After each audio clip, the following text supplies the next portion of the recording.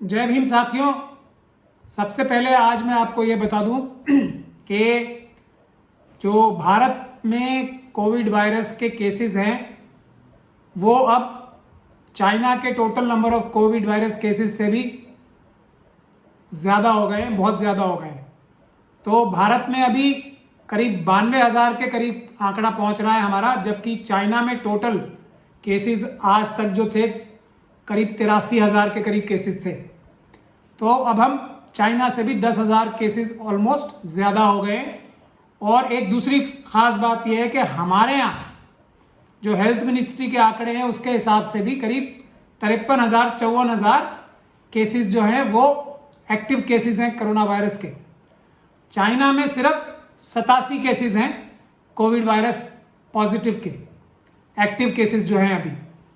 तो ये एक बहुत ही खतरनाक बात है जिसका ध्यान मैं ज़रूरी समझता हूं देशवासियों के सामने सभी लाने के लिए, और ख़ास तौर पे हमारे जो सभी अम्बेडकरवादी भाई हैं और बहनें हैं उनकी जानकारी में ये बात होनी बहुत ज़रूरी है कि कोविड वायरस की जो हमारे देश की हालत है वो वैसी नहीं है जैसी कि सरकार बता रही है हमें, पहली बात। दूसरी बात ये कि हमें सरकार की किसी भी बात के बहकावे में नहीं आना है, बल्कि जैसा मैं कहता रहा हूं कि हमें अपने आप अपनी तैयारी रखनी है अगर हमें कोविड वायरस की लड़ाई में से इस हमारे देश को और देशवासियों को निकालना है और इससे बचना है। तो किसी भी सरकारी बात पे भरोसा ना करें, उसको दोबारा अपने आप अपना दिमाग लगा के चेक करें, और जो आपके मित्र गण हैं उस फील्ड के एक्सपर्ट, खास तौर पे डॉक्टर्स और दूसरे लोग, उनसे उसको रीवेरीफाई करें बात को, तभी वो कार्रवाई पे अमल करें। लेकिन उससे ज्यादा केयरफुल रहने की जरूरत है। जितनी कार्रवाइयां या जितनी लॉकडाउन की गाइडलाइंस सरकार बता रही है उससे कहीं ज्यादा होशियार रहने की, खबरदार रहने की जरूरत है। ये सरकार ना सिर्फ अपने जाती मकसद से, अपने जाती फायदों की वजह से पॉलिसीज बना रही है, लॉकडाउन लगाने की भी और लॉकडाउन तोड़ने की भी, बल्कि ये नासमझ लोग भी हैं। अब तो ये भी साफ होता जा रहा है कि हमारे प्रधानमंत्री और जो उनके दूसरे मंत्री परिषद के जो मंत्री हैं उनको आपस में ही एक दूसरे की बातों पे भरोसा नहीं रहा है, या आपस में सत्ता की खींचतान इतनी हो गई है कि वो एक दूसरे की बात को गलत ठहरा रहे हैं। कोई कुछ बोल रहा है, कोई कुछ बोल रहा है। कल हमारे एक मंत्री ने ये बोला कि वो ऐसा कभी नहीं कह रहे हैं कि ये जो वायरस है चाइना से आया हुआ है। ये फैसला उन्होंने टीवी के माध्यम से कल कहा, मैं टीवी पे देख रहा था बड़े हैरानी के साथ, कि अगर इसमें चाइना का कोई रोल है तो वो फॉरेन मिनिस्ट्री का काम है, वो बताएगी। मैं ऐसी कोई बात नहीं कह रहा हूं, ऐसे एक हमारे सीनियर मंत्री कल टेलीविजन पे पूरा दिन बोल रहे थे।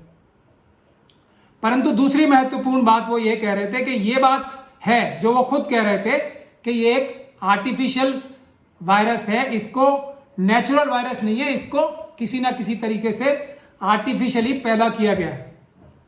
तो ये बड़ी हैरानी की बात है। यदि ये आर्टिफिशियली पैदा किया गया है तो किसी ना किसी ने तो इसको फैलाया है पूरी दुनिया में, नेचुरल नहीं है यदि तो। मगर साथ के साथ वो ये भी कह रहे हैं कि इसमें चाइना का हाथ है, ऐसा वो नहीं कह रहे हैं। तो ये फॉरेन मिनिस्ट्री बताएगी। तो आपस में मिनिस्ट्रीज में भी अब टकराव हो रहा है और एक दूसरे की बात पे भी भरोसा नहीं किया जा रहा है। तो ऐसी स्थिति में नागरिकों की यह जिम्मेदारी है कि वो अपनी हिफाजत स्वयं करें, सरकार के भरोसे ना रहें। इसकी सबसे बड़ी मिसाल मैं आपको यह बताना चाहता हूं, मैंने पहले भी बताया कि अब जब हमारा देश जो है 11वें नंबर पे पहुंच चुका है, अब हमारी सरकार जो कोविड वायरस की लॉकडाउन है उसे बहुत तेजी से कम कर रही। अब ये इनकी नासमझी है या कोई और बात है, इस पे हम सभी अंबेडकरवादियों को सर जोड़ के बैठना भी पड़ेगा, सोचना भी पड़ेगा। और मैं जितने भी हमारे अंबेडकरवादी बुद्धिजीवी हैं उनसे ये गुजारिश भी करूंगा कि मनुवादी बिजनेसमैन पे खास तौर पे नजर रखें। आजकल बहुत जरूरी है कि कौन कौन सा मनुवादी बिजनेसमैन आजकल चाइना के टच में ज्यादा है, चाइना से ज्यादा बिजनेस कर रहा है। ये सब बहुत सारी चीजें वेबसाइट्स पे भी और ऑनलाइन भी अवेलेबल होती हैं। ये बहुत महत्वपूर्ण बात है। कौन कौन सा मनुवादी बिजनेसमैन हमारा चाइना के ज्यादा टच में है, उनके साथ बिजनेस कर रहा है। एक बात।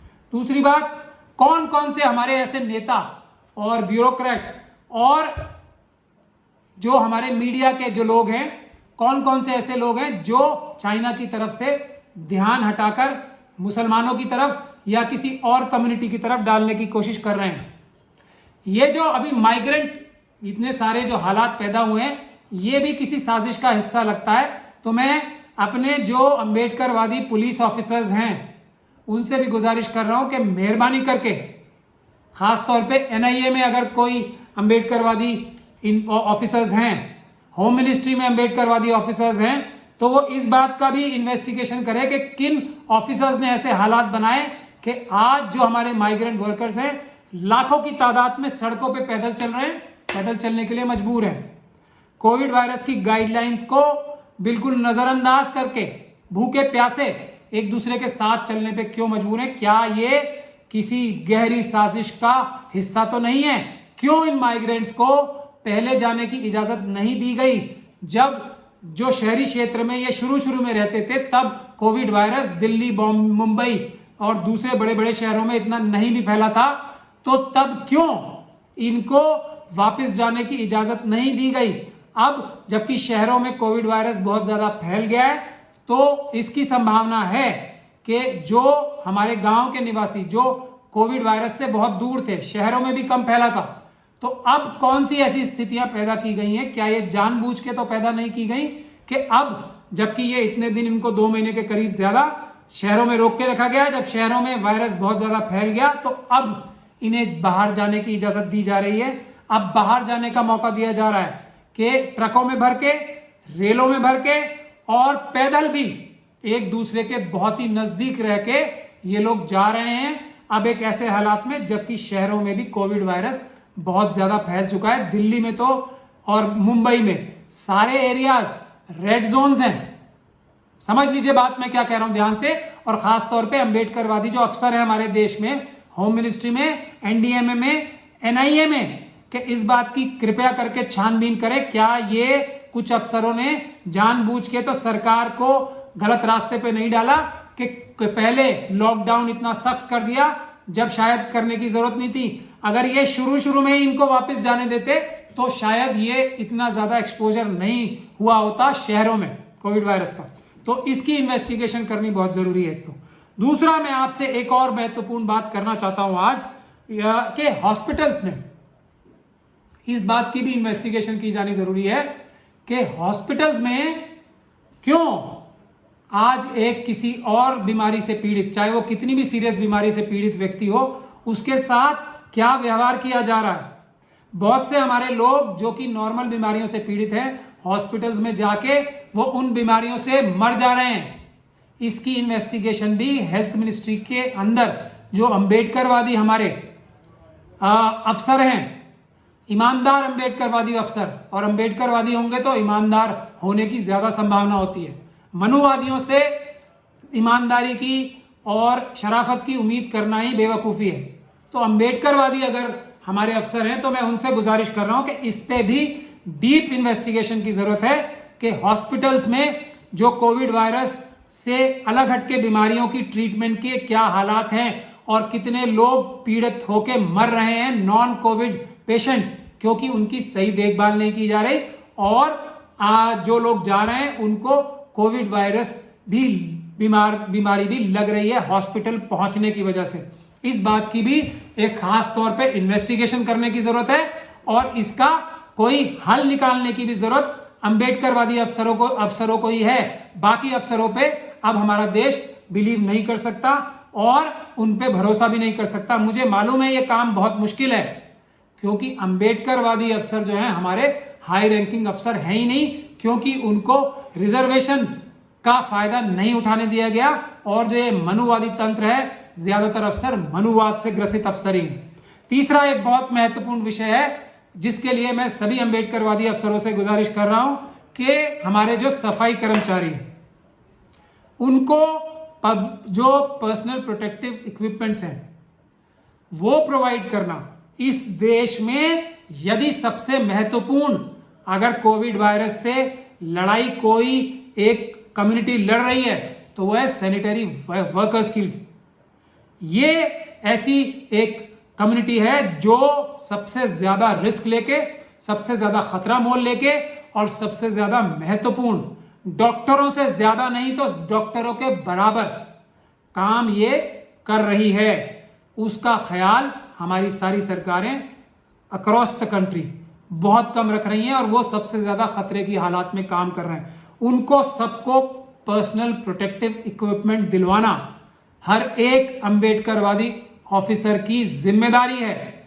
अगर देश को कोरोना वायरस से बचाना है तो सैनिटरी वर्कर्स को सबसे ज्यादा प्रोटेक्टिव गियर्स की जरूरत है, मास्क की जरूरत है, हैंड ग्लव्स की जरूरत है, लॉन्ग बूट्स की जरूरत है और उनकी ट्रांसपोर्टेशन किस तरह होनी है, उनकी हेल्थ चेकअप किस तरह होना है, उनको जो सैनिटरी लोशंस है, जो इन्फेक्शन से बचाने के लिए हाथ सैनिटाइजर्स है, वो सबसे ज्यादा प्रोवाइड होना जहां पे वो कार्य करते हैं वो सबसे ज्यादा जरूरी है, क्योंकि वो हमारे देश को साफ रखने का काम कर रहे हैं। सबसे कम तनख्वाह लेके, तनख्वाह टाइम पे ना मिलके, सबसे कम इंश्योरेंस की पॉलिसीज का फायदा है उन्हें, सबसे ज्यादा मुश्किल हालात में वो काम कर रहे हैं। यहां मैं आपको एक पॉइंट और बताना चाहता हूं। एक समय और आ चुका है अब जिसमें हमें सभी SC ST OBC माइनॉरिटीज के लोगों को, और खास तौर से मैं मुस्लिम भाई बहनों से गुजारिश कर रहा हूं कि वो इसमें हमारे SC और ST भाइयों की ज्यादा मदद करें ये चीज फाइंड आउट करने में कि ऐसे कौन कौन से इदारे हैं, NGOs हैं जो कि हैं तो बजाहिर दिखने में SC ST की भलाई के लिए, लेकिन वहां मनुवादी कब्जा करके बैठे हुए हैं। उसका एक उदाहरण मैं दे रहा हूं आपको। आप सभी लोग इस पे डीपली इन्वेस्टिगेट करें, सभी अंबेडकरवादी, और इस तरह के लोगों को बेनकाब करें। एक उदाहरण मैं दे रहा हूं। एक है हमारे यहां एक ऑर्गेनाइजेशन है जो हजारों करोड़ की, एक सुलभ इंटरनेशनल फाउंडेशन नाम से, उसको अगर आप वेबसाइट खोल के जाएंगे तो उसमें आपको पता लगेगा कि कौन व्यक्ति है जो इसको हेड कर रहा है और किन लोगों की भलाई के लिए काम करने की वो दुनिया को बता रहा है। तो इस ऑर्गेनाइजेशन ने हमारे सफाई कर्मचारियों की भलाई के लिए जो अपनी वेबसाइट पे लिख के दे रखा है, सिर्फ कि हमने पटना में कुछ थोड़ा बहुत काम किया। ये ऑर्गेनाइजेशन हमारे सफाई कर्मचारियों की भलाई के लिए ही बनी है। क्या इसने सरकार से कोई मांग उठाई कि सफाई कर्मचारियों को प्रोटेक्टिव गियर्स की आवश्यकता है, उनको इंश्योरेंस की आवश्यकता है, उनको तनख्वाहों की आवश्यकता है, उनको रेगुलराइज किए जाने की आवश्यकता है, जो सीवर लाइन में उतर के लोग मर रहे हैं आज भी कोविड वायरस के दौर में भी, उनको सरकार के ऊपर दबाव बनाने की आवश्यकता है? ऐसा कोई भी काम इस सुलभ इंटरनेशनल ने नहीं किया है। तो हमें अपनी ऑर्गेनाइजेशंस हमारे अंबेडकरवादियों को ही के हाथों में देनी है, वरना ऐसी किसी भी ऑर्गेनाइजेशन को हमें बेनकाब करना बहुत जरूरी है। क्योंकि मनुवादी ताकतें जो हैं, हमारे अंबेडकरवादी जो इंटरेस्ट हैं, जो अंबेडकरवादी लोगों की भलाई के लिए भी जो ऑर्गेनाइजेशंस बनती हैं, उस पे अगर मनुवादी कब्जा करके बैठेंगे तो इससे बड़ा अन्याय दुनिया में कोई नहीं हो सकता।